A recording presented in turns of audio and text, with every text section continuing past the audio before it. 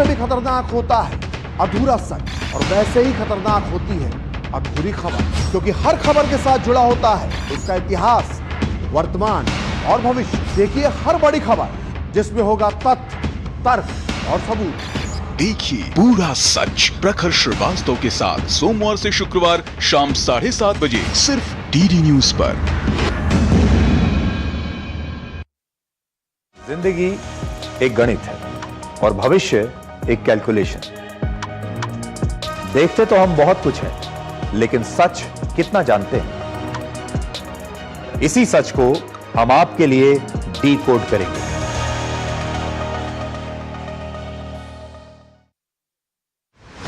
जब देश पूछता है, जवाब देना पड़ता है। शाम 5 बजे बजती है सवालों की घंटी और लगती है वो पंचायत जहां मुद्दे टलते नहीं और कोई जवाब अधूरा नहीं रहता। आपको इतना बुरा लगा सवाल, मैं इसको दूसरे तरीके से पूछ लेती हूँ। मैं इसको दूसरे तरीके से पूछ लेती हूँ। यहाँ दलीलें नहीं, सच्चाई गूंजती है। मैं रीमा पराशर लेकर आती हूँ देश का सच आपके सामने।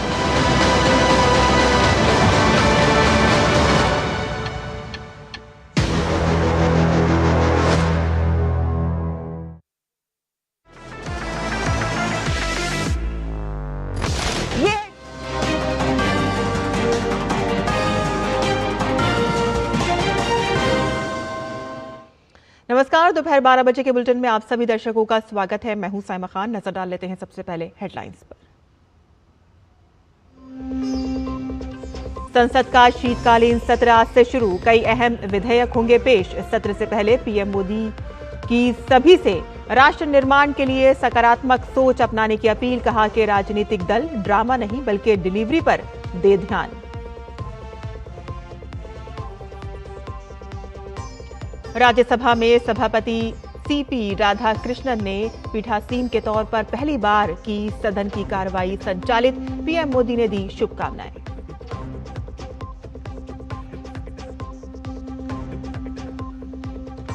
दिल्ली ब्लास्ट मामले में जम्मू कश्मीर से लेकर लखनऊ तक एनआईए, एटीएस और राज्य पुलिस की छापेमारी जारी।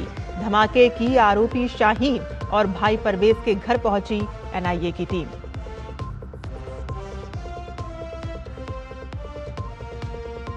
भारतीय शेयर बाजार में रिकॉर्ड तेजी, सेंसेक्स और निफ्टी ने तोड़े सारे रिकॉर्ड।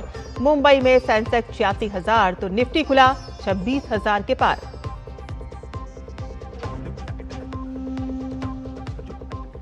और अमेरिकी राष्ट्रपति डोनाल्ड ट्रंप ने रूस के साथ शांति वार्ता को बताया संतोषजनक। कहा कि समझौते का ये बेहतरीन मौका।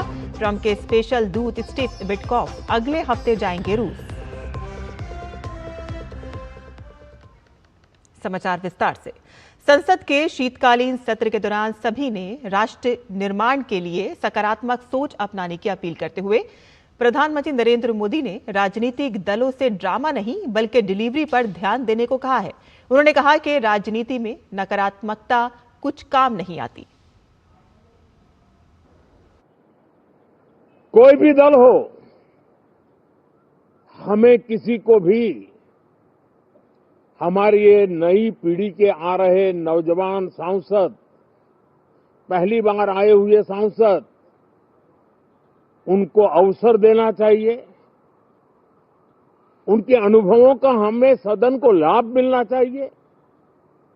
इस नई पीढ़ी के अनुभव सदन के माध्यम से राष्ट्र को भी लाभान्वित करेंगे और इसलिए मेरा आग्रह रहेगा कि हम इन चीजों को गंभीरता से लें। ड्रामा करने के लिए जगह बहुत होती है, जिसको करना है करते रहें। यहां ड्रामा नहीं, डिलीवरी होनी चाहिए। नारे के लिए भी जितने नारे बुलवाने हैं, वो पूरा देश खाली पड़ा है। जहां पराजित होकर के आए वहां बोल चुके हो, जहां अभी पराजय के लिए जाने वाले हो वहां भी बोल दीजिए, लेकिन यहां तो नारे नहीं, नीति पर बल देना चाहिए।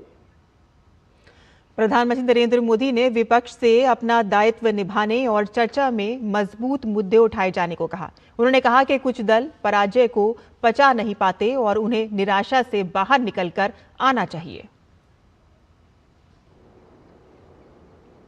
कि पिछले कुछ समय से हमारे सदन को या तो चुनावी का वार्मिंग अप के लिए उपयोग किया जा रहा है या तो पराजय की बौखलाहट करने को निकालने के लिए उपयोग किया जा रहा है। अब मैंने देखा है कुछ प्रदेश ऐसे हैं कि सत्ता में रहने के बाद इतनी एंटी इनकम्बेंसी है कि वो वहां जनता में जा नहीं पा रहे हैं, वहां लोगों के बीच जाकर के अपनी बात बता नहीं पा रहे हैं और इसलिए सारा गुस्सा या सदन में आकर के निकालते हैं और सदन को अपने उस राज्य की राजनीति के लिए इस्तेमाल करने की नई परंपरा को कुछ दलों ने जन्म दिया है। अब उन्होंने एक बार चिंतन करना चाहिए कि पिछले 10 साल से ये जो खेल खेल रहे हैं, देश स्वीकार नहीं कर रही है इन पद्धतियों को, तो अब थोड़ा बदलें, अपनी रणनीति बदलें। मैं टिप्स देने के लिए तैयार हूं उनको कैसे परफॉर्म करना चाहिए, लेकिन कम से कम सांसदों के हकों पर तराप मत लगाइए, सांसदों को अभिव्यक्ति का अवसर दीजिए। राज्यसभा सभापति के रूप में पहली बार सदन के कामकाज का संचालन करने पर प्रधानमंत्री नरेंद्र मोदी ने सीपी राधाकृष्णन को बधाई दी।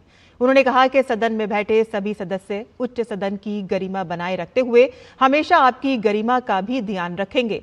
उन्होंने राज्यसभा सभापति के साथ किए गए अपने कामों का जिक्र करते हुए बताया कि वे प्रोटोकॉल के दायरे में नहीं बंधते।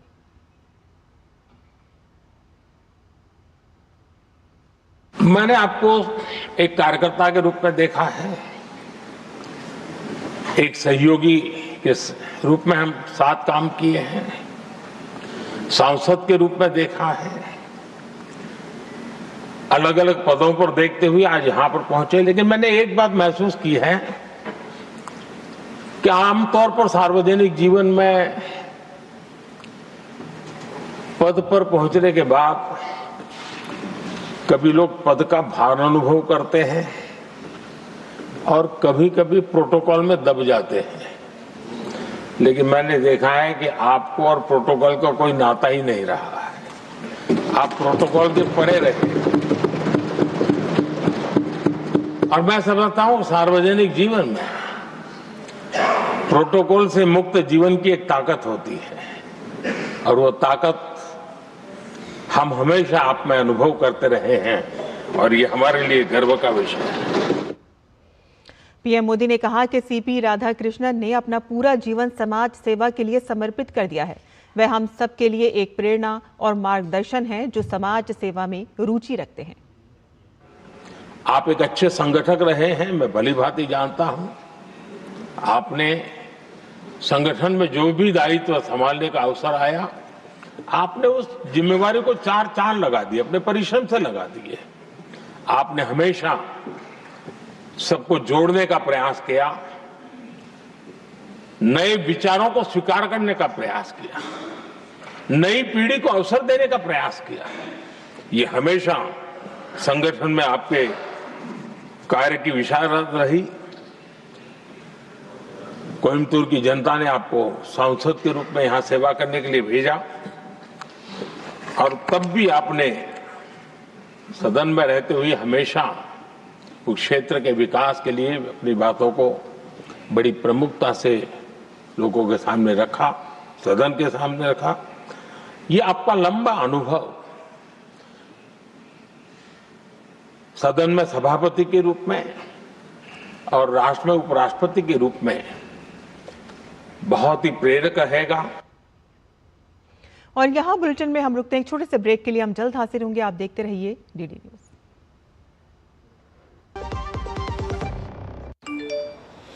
क्यूआर कोड स्कैन करो, 5000 का कैशबैक पाओ। वाह, दिल बन गया। यूपीआई पिन एंटरिंग सिर्फ पैसे भेजने के लिए है। आरबीआई कहता है जानकार बनिए, सतर्क रहिए। सुनो, एक अच्छी इंश्योरेंस पॉलिसी एआई से पूछते हैं। एक ऐसी पॉलिसी जिसमें प्रीमियम पेमेंट हो लिमिटेड पर इनकम आती रहे लाइफ टाइम। LIC का जीवन उत्सव। एक ऐसी पॉलिसी जो दे होल लाइफ इंश्योरेंस कवर भी। LIC का जीवन उत्सव। वाओ, चलो तो LIC की जीवन उत्सव पॉलिसी ही लेते हैं। मैं भी तुमसे यही कह रही थी, LIC का जीवन उत्सव। लाइफ टाइम सेलिब्रेशन मनाइए LIC के जीवन उत्सव के साथ, फ्यूचर सेट है। और ब्रेक के बाद आपका फिर से स्वागत है। दिल्ली ब्लास्ट मामले में NIA की छापेमारी जारी है। जम्मू कश्मीर से लेकर लखनऊ तक ये कार्रवाई चल रही है। NIA ने दिल्ली कार ब्लास्ट मामले से जुड़े सुरागों पर दक्षिण कश्मीर के 8 जगहों पर एक साथ छापेमारी की। जांच के तहत NIA की टीम ने शोपियां में मौलवी इरफान के घर छापा मारा, जिसे व्हाइट कॉलर टेरर मॉड्यूल का मास्टरमाइंड माना जा रहा है। एक और छापा जासिर बिलाल के घर कुलगाम के काजी गुंड में मारा गया। और इसके अलावा पुलवामा जिले के कोइल, चंदगाम, मलंगपोरा और संबूरा गांव में भी NIA की टीम तलाशी अभियान चला रही है। संबूरा का आमिर राशिद के घर पर भी NIA की छापेमारी चल रही है, और जिसे दिल्ली से गिरफ्तार किया गया था। अधिकारियों के अनुसार इन छापों का मकसद ऐसे नेटवर्क को तोड़ना है जो गुप्त तरीकों और फंडिंग के जरिए आतंकी गतिविधियों का समर्थन देते हैं। तलाशी के दौरान डिजिटल उपकरण, दस्तावेज और अन्य सामान बरामद किए गए हैं, जबकि कुछ लोगों से मौके पर पूछताछ भी हुई है। NIA इस मामले की जांच जारी रखे हुए है ताकि ब्लास्ट और व्यापक टेरर फंडिंग नेटवर्क से जुड़े और लिंक सामने आ सके।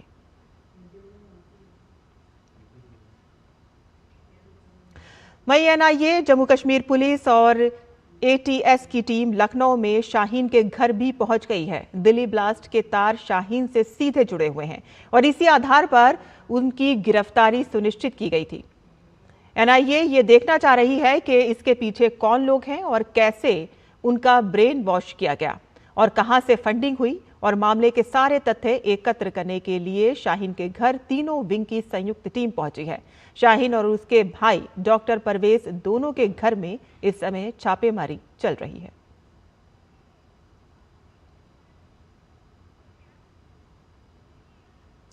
पश्चिम बंगाल में चल रहे मतदाता सूची के विशेष गहन पुनरीक्षण के बीच राज्य के special roll observer Subrata Gupta आज बातचीत के दरवाजे खोल दिए हैं। CEO कार्यालय की ओर से जारी बयान में साफ कहा गया है कि किसी भी राजनीतिक दल, संगठन या व्यक्ति को अगर SIR को लेकर कोई शिकायत या आपत्ति है तो वह सीधे ऑब्जर्वर से मिल सकता है। आज सुबह 11:30 बजे से लेकर दोपहर 1:30 बजे तक CEO कार्यालय की तीसरी मंजिल के कॉन्फ्रेंस रूम में मुलाकात का समय तय किया गया है। सत्तारूढ़ पार्टी जहां SIR के मुद्दे पर लगातार हमलावर है, तो वहीं ऑब्जर्वर की ये पहल राजनीतिक तौर पर बेहद अहम मानी जा रही है। चुनावी जिम्मेदारी मिलने के बाद से ही सुब्रत गुप्ता कल फाल्टा का दौरा करके लौटे और उसी के तुरंत बाद ये घोषणा की गई। उधर भाजपा विधायक दल का प्रतिनिधिमंडल आज विपक्ष के नेता शुभेंदु अधिकारी की अगुवाई में आज दोपहर 12:30 बजे CEO कार्यालय पहुंचकर अपनी बात रखेगा।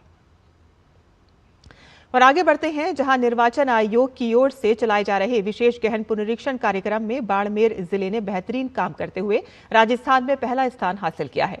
जिला निर्वाचन अधिकारी टीना डाबी के निर्देशन में जिले के 4 ERO ने अपने विधानसभा क्षेत्र में डिजिटाइजेशन के काम को पूरा कर राज्य में मिसाल पेश की है। बाड़मेर जिले में रेगिस्तानी तपिश और कठिन भौगोलिक चुनौतियों के बीच ये कार्य किसी चुनौती से कम नहीं था। जिले के दूर दराज के इलाकों में अधिक आबादी होने के बावजूद भी BLO और उनकी टीम ने बेहतरीन काम किया है, और इस उपलब्धि के लिए राज्य के मुख्य निर्वाचन अधिकारी नवीन महाजन ने जिला निर्वाचन अधिकारी टीना डाबी के साथ ही बाड़मेर, शिव, गुड़ा, मलानी और चौहटरन ERO को बधाई दी। जिला निर्वाचन अधिकारी टीना डाबी ने बताया है कि इस अभियान का मुख्य उद्देश्य जिले की मतदाता सूची को शुद्ध और त्रुटिरहित बनाना है।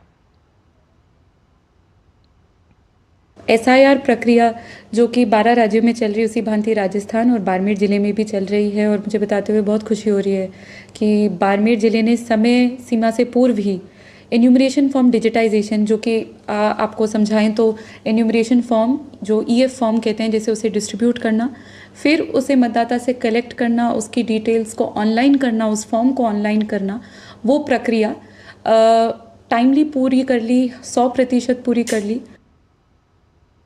पूरे 12 प्रदेशों में SIR का काम चल रहा है, उसमें ही उसी की कड़ी में मुझे ये बताते हुए बहुत हर्ष हो रहा है कि बाड़मेर विधानसभा क्षेत्र ने 100% डिजिटाइजेशन का काम कर लिया है और साथ ही साथ 95% से अधिक की मैपिंग की उपलब्धि हासिल करी है।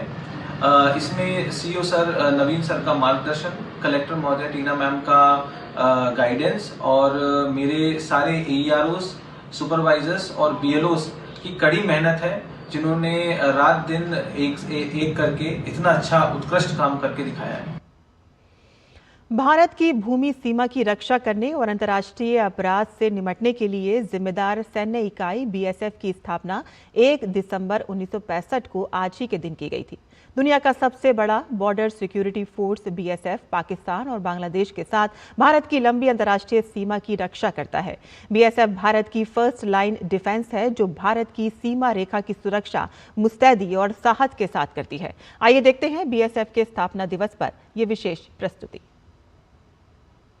रात के सन्नाटे में सीमा रेखा पर बहती ठंडी हवा, दूर तक फैले रेत के मैदान में कदमों की अनसुनी थाप, बर्फ में जमती सांसें और दूर किसी चौकी की एक टिमटिमाती रोशनी, इन सब के बीच कोई जाग रहा होता है जो इस देश की रक्षा का भार अपने कंधों पर उठाए रहता है।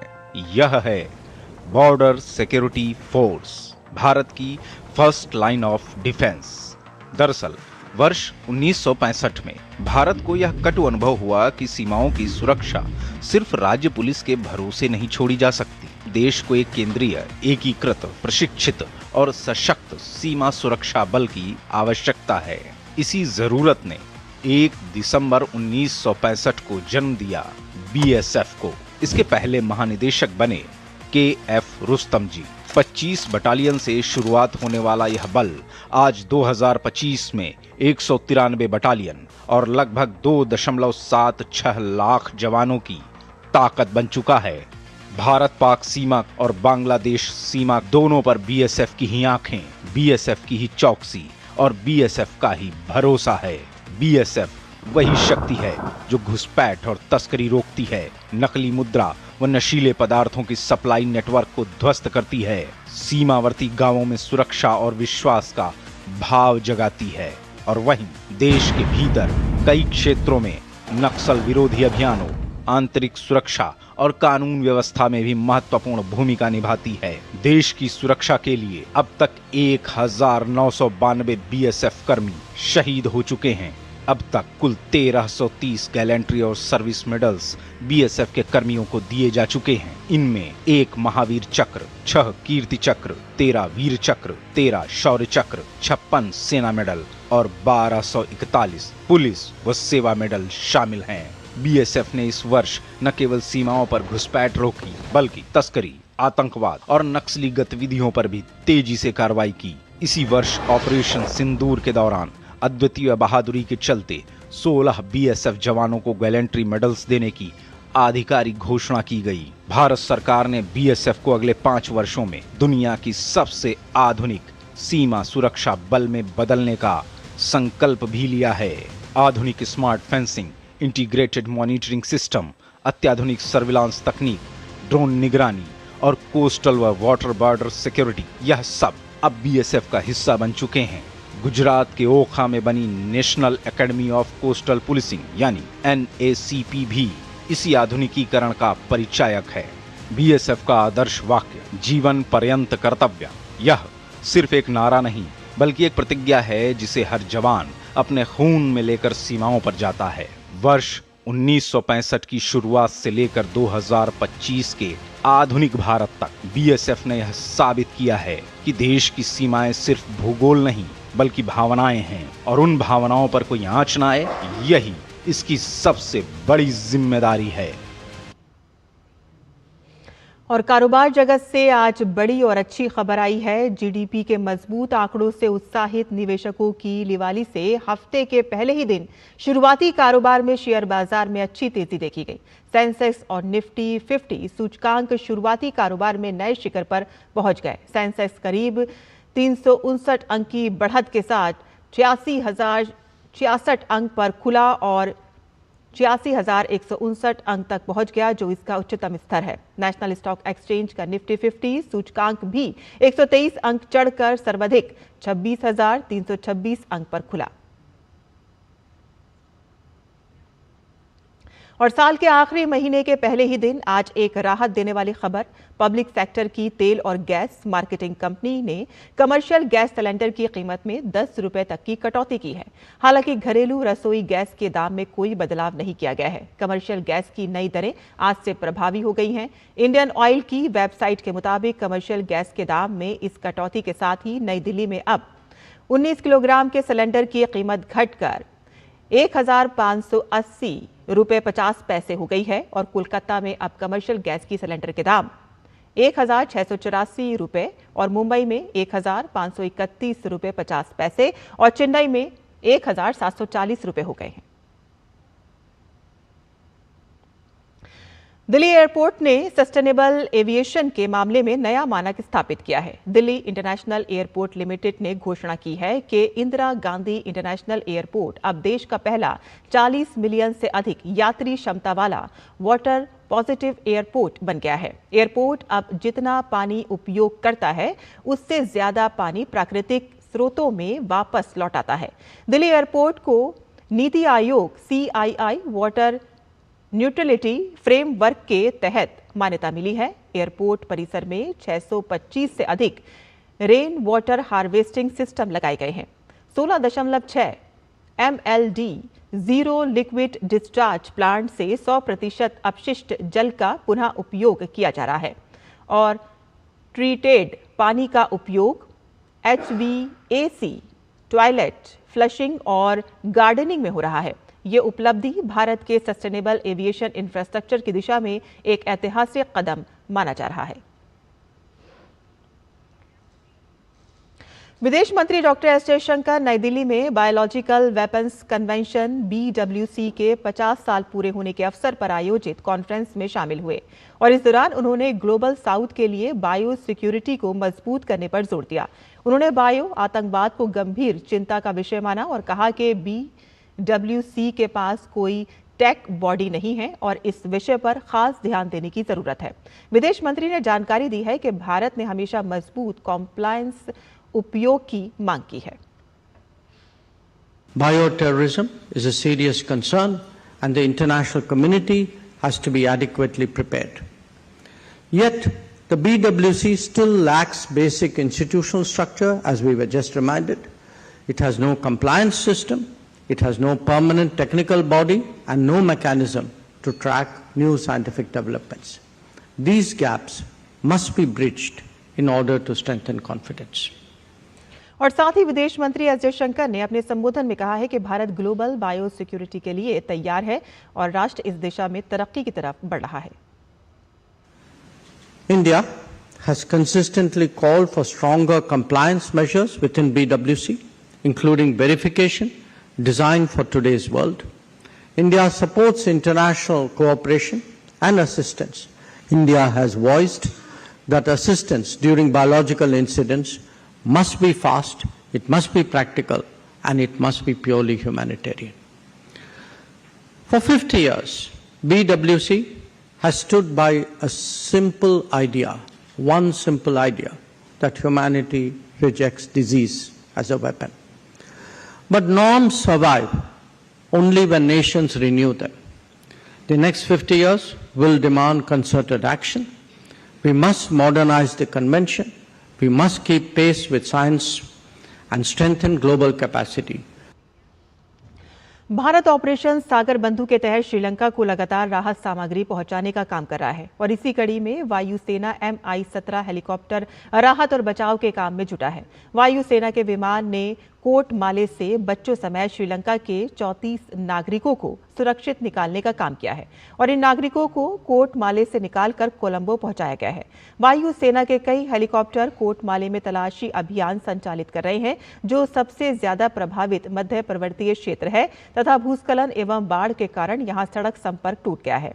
सेना ने मेडिकल सहायता और खाद्य आपूर्ति वितरित करने में मदद किया और इस बीच भारतीय नौसेना का जहाज INS सुकन्या राहत सामग्री लेकर त्रिकोणमाली पहुंचा। और इसी के साथ ही हमारा ये बुलेटिन यहीं ख़त्म होता है, लेकिन DD न्यूज़ पर खबरों का सिलसिला लगातार चलता रहेगा। हमें अनुमति दें। नमस्कार।